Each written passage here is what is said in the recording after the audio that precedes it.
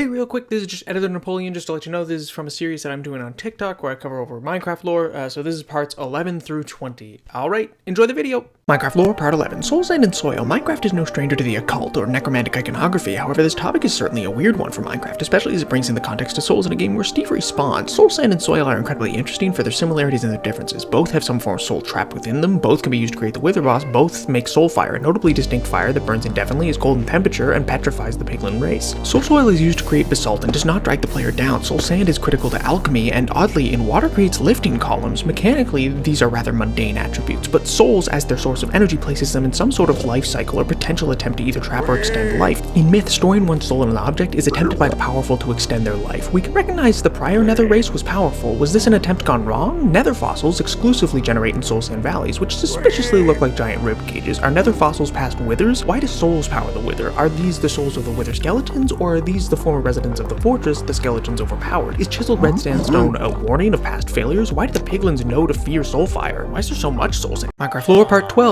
Alchemy. Potions allow the player to imbue themselves or others with potent or devastating effects unmatchable by any magic a player can wield. There is way too much to alchemy to deep dive into TikTok, but what's noteworthy for exploring the lore is that there are distinctly two types of potions, enhancement and corruption potions, and that alchemy connects the planes of existence in Minecraft's world and demonstrates clear interconnected histories between these locales. Brewing stands are the easiest indicator to start with, as they can be found in churches, igloo basements, and end ships. We know blaze rods are central to all potion making in Minecraft, forming the stands and powering them, so a base implication in finding these brewing stands outside the Nether is that people of the past, potentially the cleric villager, ventured into the Nether fortresses, or at the very least had access to blaze rods at one point. We know it cannot be from piglins bringing them out of the Nether, as they would have zombified before any trade could occur and don't seem to have lived in the fortresses, so this supports the idea of prior civilizations extracting resources from the Nether. Why is alchemy practiced by the cleric but not spell magic like evokers? What connection does the Nether have to the end, and why is it key to getting into the end found in Nether fortresses? Minecraft lore part 13. Ocean monuments. These ziggurats hidden below the depths of Minecraft's oceans tend to go overlooked by most players who aren't looking for prismarine or to take on a drainage build. However, in terms of the lore, they hold a very distinct niche. Ocean monuments have one of the main bosses in the game. Elder Guardians are one of the largest and most intricate generated structures that a player can find, and play a rather important role in the world's history of magic. Every generated structure in Minecraft is designed to make the player ask questions about the world they inhabit. It's part of the game's design choice to be a sandbox to discover. The ocean monuments give off a rather distinct air of mystery, namely because it's inhabited and fully intact, unlike any other major dungeon. The player has no direct information about the Elder Guardian, but what we know is that it's a powerful being with a far-reaching status effect that applies to hallucinogenic imagery. Intriguingly, despite being hostile mobs to Steve, the name Guardians does not evoke danger. Another distinct aspect of this mob is that they don't roam. They only territorially engage Steve when he invades. They live in prismarine monuments, a necessary component for activating the magic of the conduit, which specifically damages Guardians, begging the question why something designed to hurt Guardians draws power from their own. The monument's perfect condition and lively populace makes the monument distinct as a soul survival in Minecraft's past. At what point were these monuments made? Who made them? And why the name Guardian? Are Guardians gold? Minecraft lore part 14. Woodland mansions, an incredibly rare generating structure in Minecraft. Massive, mysterious, mystical manors hidden away in dark oak forests and housing untold secrets. Inhabited by illagers, and most notably the evoker, magical mayhem makes mockery of many marauders that might mistakenly enter their home. Alliteration aside, these mansions teem with lore for the player to engage with. The mansion is massive and consists of various generations, but always specialty rooms. Each room helps to communicate narrative to the player that this mansion is more than meets the eye. The mansion gives a more organizational feel to illagers, making their outposts seem less like ramshackle bases and more like true outposts of a larger faction, mapping out the world and territory, crusading across the lands in roaming war bands. The illagers are potentially searching for something, as they only ever raid and never conquer these lands. The fake end portal lets the player recognize that this is the only other mob faction in the game that at least knows a stronghold exists. Villagers don't necessarily know the stronghold exists, meanwhile illagers are attempting to figure out the indestructible portal rings back in their own base from rooms and loot. We know they already know there's a connection to ender pearls. What do illagers know? Is Minecraft a race against illagers to get to the first relic? Is Steve Indiana Jones? Minecraft lore part 15. Woodland mansions continued. The rarest generating structure hidden often thousands of blocks from spawn. Steve's met with weird waiting wonderlands with Wiccan-like wizardry. Massive evoker effigies filled with lapis, the enchantment stone, alongside wool statues of cats, chickens, and seemingly rooms meant to build Steve. Fictitious falsehoods function fantastically for fanatical fearmongers, forcing fabrication. Alliteration just fits these places, but in truth,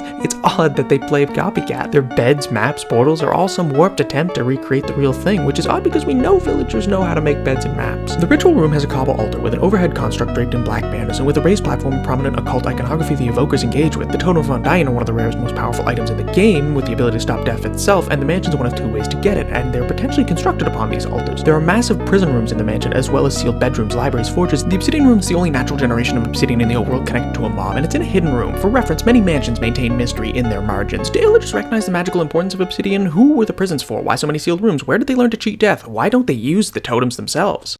Minecraft Lore Part 16, Intrinsic Motivation. This lore video is going to be a little different. I wanted to highlight the intrinsic motivations in Minecraft to better understand why its lore works. Intrinsic motivation is performing an activity for its inherent satisfaction rather than for some separate consequence. It's doing something because you want to. Sandbox video games master this practice, as their goal is to inspire the player to engage with the game's layers without ever putting the connotations of missions or game rules, rigid story tools. Few games succeed in this effort as well as Minecraft. Its lore is subtle and easily ignored. It's a mineshaft of rubble, a civilization unexplored. There are not extrinsic motivations. Even the Ender Dragon, the final boss, is not forced upon the player at all costs. You do not need to face this threat to find fulfillment or have fun. All 3 world bosses can be let alone. You need not fight them, not a single one. The various dungeons can all be ignored. It's likely you'll still never be bored. The blocks we pick make memories stick as you build yourself a home. Nothing suggests that any fight is not at your behest. It can always be let alone. However, in a game so mysterious, you might feel delirious when connecting these ideas to lore. Story so daring, escapades so harrowing, it's easy to feel a little torn. Yet ruins of the past once built to last bleed lore questions, theories of what made those people so weak and weary to seal the ruins and end their story, foregoing all the glory but open worlds for you to explore. Minecraft Lore Part 17, Jungle Pyramids. Added all the way back in Java 1.3.1, these pyramids are hidden away in jungles and grown over as remnants of some past civilization. However, what makes these pyramids so interesting is how singular they are as a generated structure in Minecraft. They are one of the few structures that spawns in a biome that does not have a village generation, placing these pyramids as uniquely removed from current civilization. So either civilization never returned to these jungles, or the lack of village ruins in jungles implies that this might have been a specific location journeyed to, maybe a pilgrimage location of some sort. Perhaps most interesting, however, is how advanced these temples are. Depending on how we want to view redstone usage in terms of benchmarking how advanced something is, the jungle pyramid is the only generating structure utilizing redstone beyond a simple 1-pulse output. There's pressure plates in the desert and buttons in a stronghold, but these are actually relatively complex redstone traps, hidden treasure holes.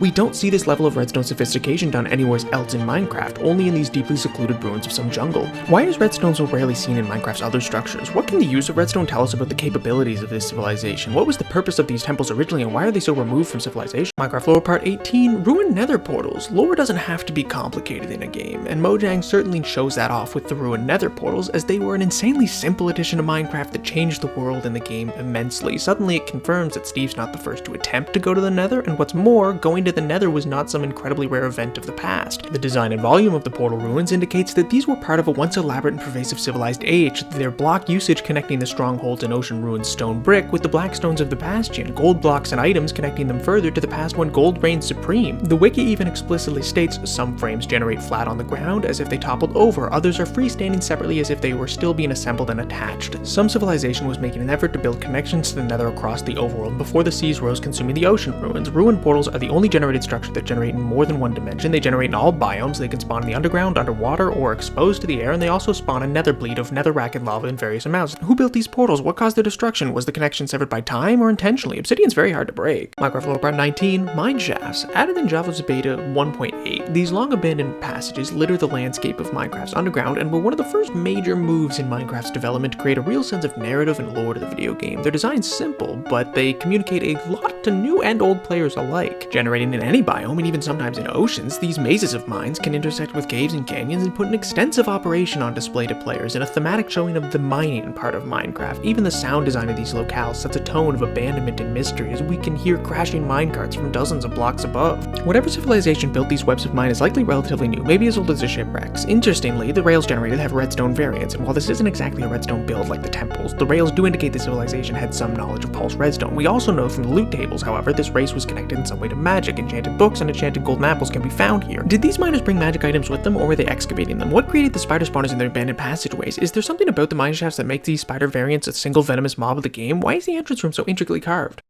Minecraft Lore Part 20, Enviromentalism. Okay, so this is less lore and more of a theme of Minecraft, a development principle Mojang follows. When looking at updates, a core design principle under Jeb and Agnes has been raising awareness of environmental issues in the real world. Mobs like bees, bats, pandas, and more were all added to the game to raise awareness for these real-life creatures. Reconfirmed at the 1.17 Ks and Cliffs live show, Agnes spoke on why axolotls were getting added, citing the endangered species status. Now, all that's well and good, but what makes this of interest to you as the player within the game's world is that it can help you better understand the thematic intent of Minecraft's current development. As well, it can create interesting personal personal narratives for the game's world amongst its player base. Many of you have even expressed a theory that the world is healing from a cataclysmic event, and each update is a cycle of regeneration. Coral reefs returning, biodiversity in the world again, even the nether wastes have healed. This canonizes the updates as an explainable part of the world, but also makes for an interesting theme where we can note that civilization past has ended, and Steve now has a choice: to create the world anew as Gilded Halls of Civilization once more, or perhaps to invoke more naturalistic beauty and live a simple life. The canonized update is simply a theory and not true lore, but it's a cool thematic lens to look at Minecraft through, and I felt it would be a fun discussion point for a Sunday. Hey, Editor Napoleon, one last time, just to really quickly say, I hope you enjoyed the video, and if you would like more content like this over here, you can find it either on my TikTok, on my Twitch, both will be linked in the doobly-doo,